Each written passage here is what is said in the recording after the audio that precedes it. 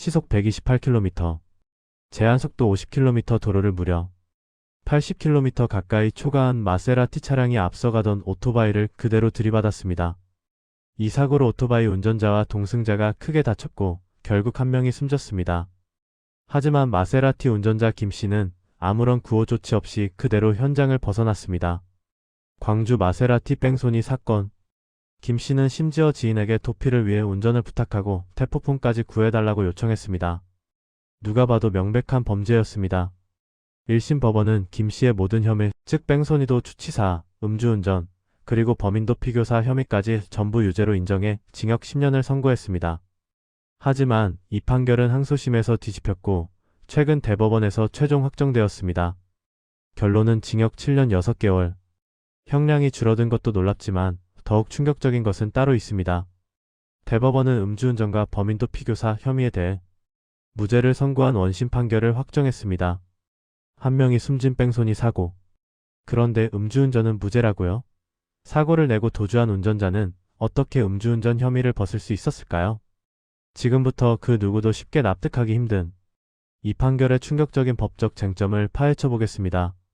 쟁점 1. 위드마크 공식의 함정. 왜 음주운전은 무죄인가? 이 사건의 핵심은 바로 위드마크 공식입니다.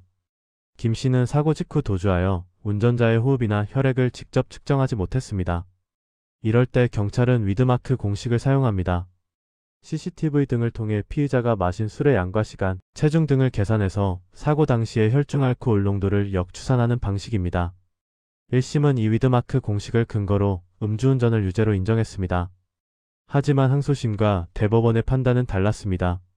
재판부는 음주운전을 증명하기 위한 위드마크 공식은 매우 엄격하게 적용해야 한다고 못 박았습니다. 항소심 재판부는 이렇게 지적했습니다. 수사기관은 CCTV 영상을 토대로 김 씨의 음주량을 특정했으나 영상만으로는 김 씨가 마신 술의 정확한 양을 특정하는 것은 추측에 불과하며 엄격한 증명이 이뤄졌다고 볼 수 없다.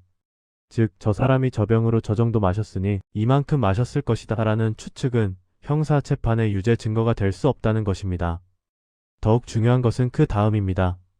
재판부는 설령 그 추정치를 인정하더라도 위드마크 공식은 피고인에게 가장 유리한 조건을 적용해야 한다고 밝혔습니다. 가장 유리한 조건이란 알코올 체내 흡수율은 가장 낮게 음주 시작 시점부터 바로 알코올 분해가 시작되는 것으로 계산하는 것입니다. 재판부가 이 기준으로 즉 피고인 김 씨에게 가장 유리한 조건으로 계산할 경우 김 씨의 사고 당시 혈중 알코올 농도는 처벌 기준인 0.03% 이상이라고 단정할 수 없다고 판시했습니다. 단정할 수 없다. 이것이 바로 형사재판의 대원칙입니다. 저 사람이 술을 마신 것 같다는 강한 의심이 들어도 마셨을 가능성이 99%다라고 해도 단 1%의 의심, 즉 합리적 의심이 배제되지 않으면 유죄를 선고할 수 없다는 것입니다. 김 씨가 사고 직후 도주하여 직접 측정을 피했기 때문에 검찰은 추정에 기댈 수밖에 없었고 법원은 그 추정의 한계를 명확히 지적하며 음주운전 혐의에 대해 무죄를 선고한 것입니다. 쟁점 2. 범인도피교사 혐의. 왜 무죄인가? 김 씨는 지인에게 도피를 위한 운전을 부탁하고 대포폰까지 구해달라고 요청했습니다. 이는 명백히 범인도피를 교사한, 즉 시킨 행위가 아닐까요? 1심은 유죄로 봤지만 항소심과 대법원은 이 역시 무죄로 판단했습니다. 법원은 김 씨의 이런 행동이 통상적인 도피 행위일 뿐 수사기관을 적극적으로 속이려 하는 등 방어권 남용에 해당하기는 어렵다고 판단했습니다. 즉, 범죄를 저지른 사람이 도망가기 위해 차를 구해달라거나 휴대전화를 구해달라고 요청하는 것 자체는 자신의 형사 처벌을 피하기 위한 방어권의 연장선상으로 본 것입니다.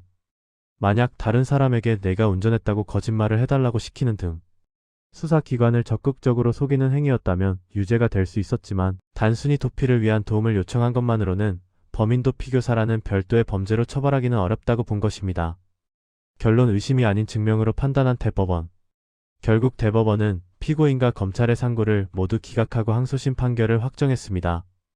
김 씨는 음주운전과 범인도피교사 혐의에 대해서는 무죄를 받았지만 시속 128km 과속으로 오토바이를 들이받아 한 명을 숨지게 하고도 구호 조치 없이 도주한 특정범죄가중처벌법 위반도 추치사 혐의 등은 명백히 유죄로 인정되어 징역 7년 6월의 실형을 살게 되었습니다.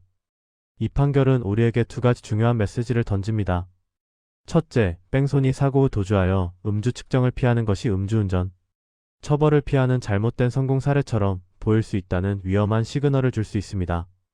하지만 둘째, 더 중요한 것은 형사재판은 저 사람이 그랬을 것이라는 의심이나 정황만으로는 절대 유죄를 선고할 수 없다는 엄격한 증명의 원칙을 다시 한번 확인시켜 주었다는 점입니다. 비록 국민적법 감정과는 다소 거리가 있을지라도 법원은 오직 검사가 제시한 증거만으로 판단해야 한다는 법치주의의 기본을 지킨 판결이라 할 수 있습니다.